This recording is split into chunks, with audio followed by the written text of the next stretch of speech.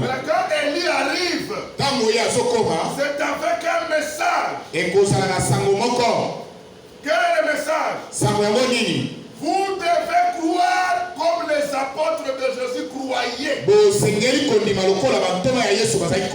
C'est ça l'écriture qui dit, il ramènera le cœur des enfants à leur père. Les enfants, c'est nous. Le croyant de la parole. Dans cet âge, aujourd'hui nous avons reçu le message et la promesse pour que nous croyions comme les apôtres ont cru dans leur temps. C'est pourquoi nous disons que nous avons la même foi comme celle des apôtres. Une seule foi qui a été transmise une seule fois. La sainte foi qui est une révélation.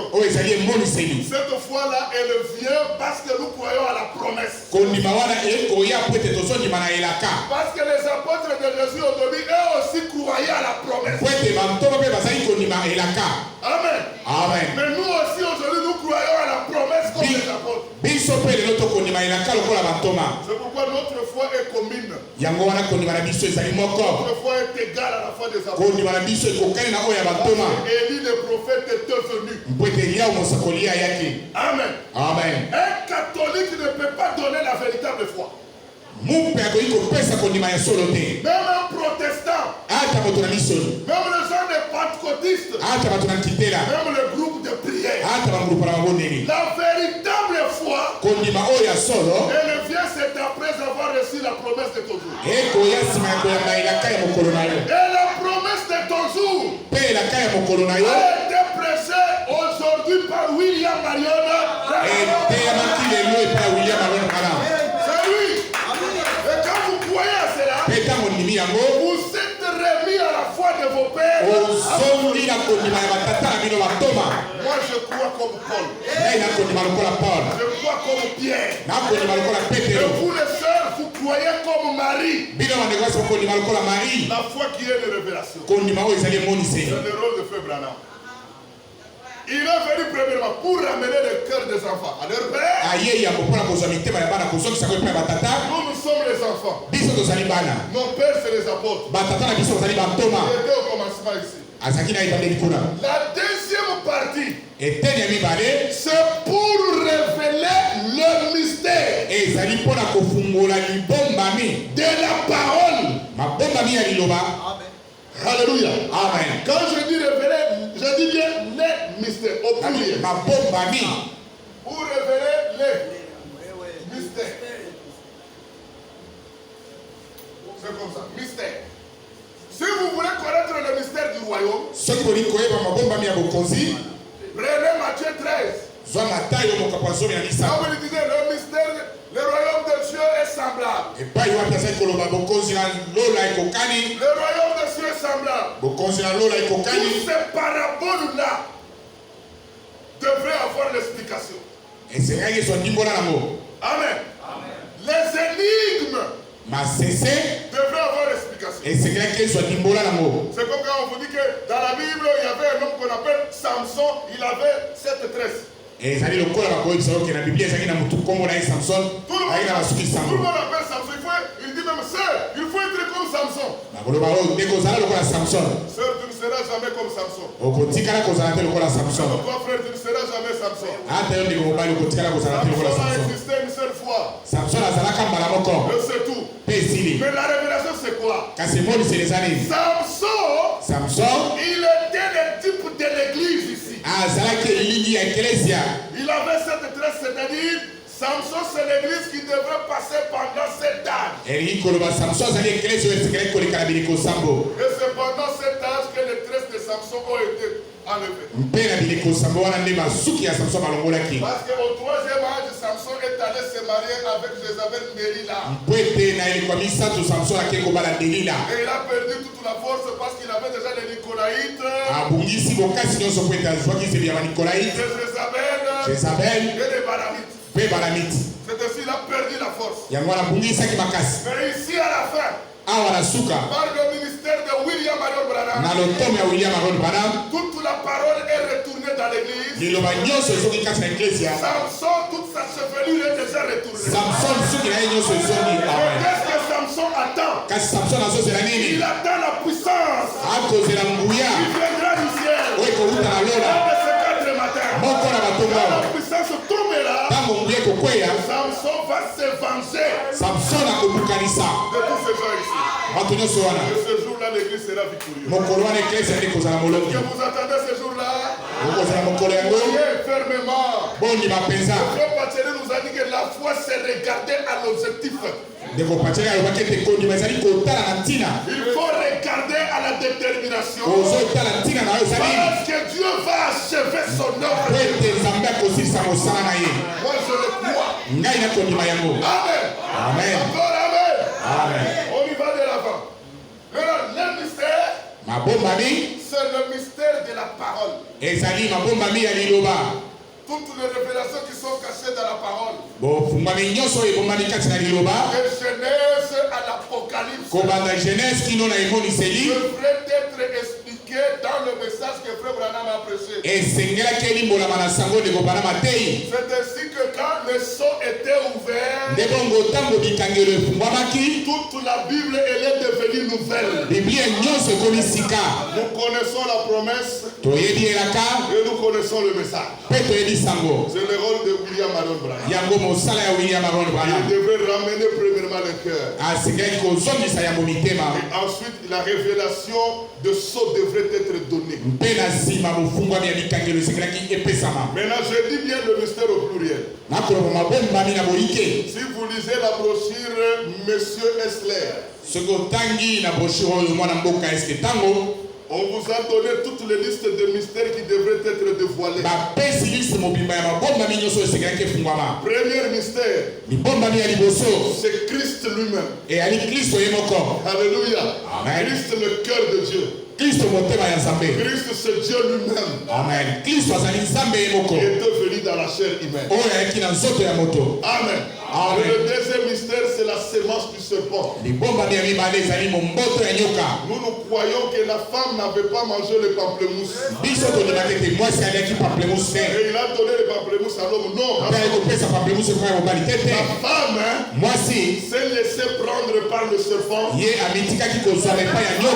serpent l'a engrossé. Et l'enfant qui était le premier dans le ventre de Ève, c'est Caïn. L'enfant du serpent. Parce que le serpent ancien, il marchait comme un homme. Il parlait comme un homme. Il était l'animal le plus évolué que les autres. Il est très attaché à l'homme. C'est ainsi qu'il a profité de sa femme. Ève était devenue Mwamboui. Mais une Mwamboui dangereuse de 2 enfants de pères différents. C'est pourquoi quand un enfant naît, il faut bien le regarder aux yeux de vos enfants. Parce que s'il n'y a rien de semblable à toi, comprenez déjà. C'est pourquoi il faut toujours vérifier quand l'enfant naît. Si tu n'as pas les yeux, achète même les lunettes pour bien voir. Que le Seigneur vous bénisse. Juste pour vous égayer un peu. Afin que vous vous réveillez. Vous pouvez avancer? Alors tous ces mystères-là. Le mystère de l'Antichrist. Le mystère de l'église épouse. Constitué des nations et des juifs. Tous ces mystères de la parole devraient être expliqués dans le message de Dieu qu'il a donné à son serviteur William Marion. Maintenant, ce n'est pas en réalité Branham qui nous ramène. C'est l'esprit de Christ. Amen. Le même esprit était dans Élie le Tisbite. Le même esprit était en Élysée. Le même esprit qui était en Jésus-Christ. C'est le même qui revient à William Marion. Pour nous ramener. Et ceux qui sont ont ramené, c'est ceux qui sont nés de nouveau. Maintenant, où est le problème? Apocalypse 10. Le verset 7. Lisez ça. J'écris ici Malachie 4. Voilà. 5 à 6. Et différent de Apocalypse 10, 7. Amen. Amen. C'est clair? Oui. Voilà. Ça, vous devez avoir la connaissance. Regardez. Il dit, même qu'au jour de la voix du 7e ange. Virgule. Quand il sonnerait la trompette. Ça, c'est le 7e ange. Qui vient aussi pour sonner la trompette. Maintenant, quand vous allez dans 8, vous verrez le premier ange de la trompette a sonné. Dans le chapitre 8. Le premier ange a sonné, le deuxième a sonné, le quatrième a sonné la trompette. Le 5e a sonné. Même le 6e. Maintenant, la nature entière était tellement secouée. La grande tribulation avait pris son ampleur. C'est dans le 6e trompette là que la guerre d'Armageddon a pris vraiment la teneur. C'est dans cette période que la Russie bombardera les États-Unis. Maintenant, il va se dire que comme nous avons bombardé les États-Unis, nous allons achever avec l'Union européenne qui s'amuse de nous. Il va foudroyer aussi le Vatican. Il termine avec le Vatican. Il dit maintenant je vais me tourner vers l'Israël. Parce que les États-Unis soutenaient toujours ce peuple-ci. Pourquoi ils s'attaquent à l'Israël? Parce que les Arabes, les musulmans, et le roi de l'Est là, du Nord,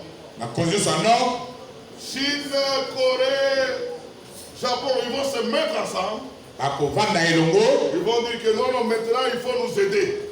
Derrière la Russie, maintenant ils vont dire maintenant nous allons achever l'Israël. Là ils seront en position de tir de l'Israël. Apocalypse 19 entre en scène. Dieu lui-même se déploie. Il se venge de tout le méchant. Et il protège l'Israël. Et quand il les protège là, les 144 000 sont déjà tués. Même les deux prophètes. Mais ils vont ressusciter pour venir dans le millénium, dans la Jérusalem terrestre. Là, c'était notre sujet. Alors, je voulais tout simplement vous montrer que on attendait que le 7e trompette sonne. Et cette 7e trompette, l'ange devrait venir la sonner. Mais celui-là, ce n'est pas William Aaron Branham. Parce que Branham est déjà parti avec l'épouse d'Aaron. Est-ce que vous croyez que Branham va ressusciter selon 1 Thessaloniciens 4? Amen. Et nous partirons avec lui au ciel. On va s'asseoir avec lui sur la même table. Avec Abraham, Isaac, Jacob, David. On va manger les 7 plats ensemble. Alors regardez bien. Là, c'est un autre ange céleste. Qu'on appelle l'ange les jours de la voix. Du 7e ange. Quand il sonnerait la trompette. Le au singulier. Lisez bien. C'est vrai, hein? Mais ici, frère Branham, c'était le mystère au pluriel. Le mystère de la parole. Amen. Si on dit le au singulier, le mystère de Dieu s'accomplirait. Comme il a annoncé à ses serviteurs le prophète. Je reviens là, vous devez être intelligent. Il y a accomplissement. Accomplissement. C'est différent de la révélation. C'est vrai. Là, on dit le mystère s'accomplirait. L'accomplissement et la révélation, c'est deux choses différentes. L'église, l'épouse reçoit la révélation. La révélation, c'est le dévoilement. C'est l'ouverture de l'écriture. Amen. Comme on vous dit, il est écrit que l'homme quittera son père et sa mère. S'attachera. Mais quelle est la révélation là-bas? Tu ne peux pas prendre cette écriture, tu dis c'est moi Étienne. Non. Tu dois dire que l'homme par excellence c'est Christ. Parce que sur la terre nous avons des mariages où les hommes n'ont même pas quitté leur papa. Ils sont chez son père et chez sa mère, la femme vient de rejoindre. Il commence à faire même les enfants. Et ici on nous dit de l'homme qui a quitté. Et l'homme qui a quitté c'est Christ. Il vient s'attacher à sa femme. C'est ça la révélation. Vous lisez la Bible. On vous dit que nous avons vu une femme enveloppée du soleil. Elle est enceinte. Elle a une couronne de 12 étoiles. Elle est même debout sur la lune. C'est ça Apocalypse 12. Hein? Mais quand vous lisez, vous ne comprenez pas. Mais la révélation, on vous dit la femme là, c'est l'église. Elle est enveloppée du soleil de la justice, c'est Christ lui-même. Elle est enceinte parce qu'elle a reçu la semence dans son jour. Elle est debout sur la lune parce que la lune c'est la parole prophétique. Elle est couronnée de 12 étoiles parce que les étoiles sont au nombre de 12. C'est l'enseignement, un seul enseignement de 12 apôtres.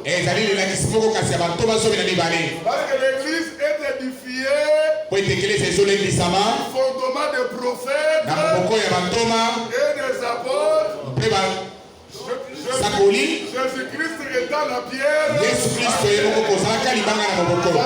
Jésus-Christ lui-même le sujet à l'Apocalypse. C'est ça la révélation. La révélation c'est le dévoilement. C'est l'ouverture de l'écriture. Amen. Mais tandis que l'accomplissement, c'est la concrétisation d'un fait. La concrétisation d'un fait. C'est comme frère Bacheli disait, je vais épouser tel. Mais hier, il a épousé. Il a confirmé son message. Amen.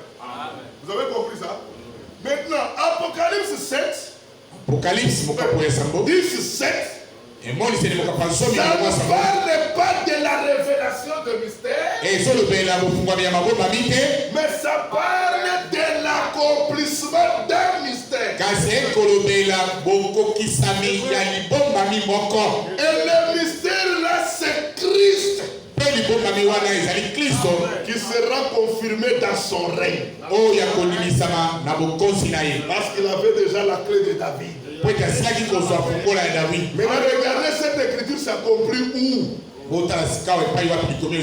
Apocalypse chapitre 11, 15. Lisez. Vous y êtes? Le 7e ange sonne la trompette. Parce que dans 10 c'était l'annonce.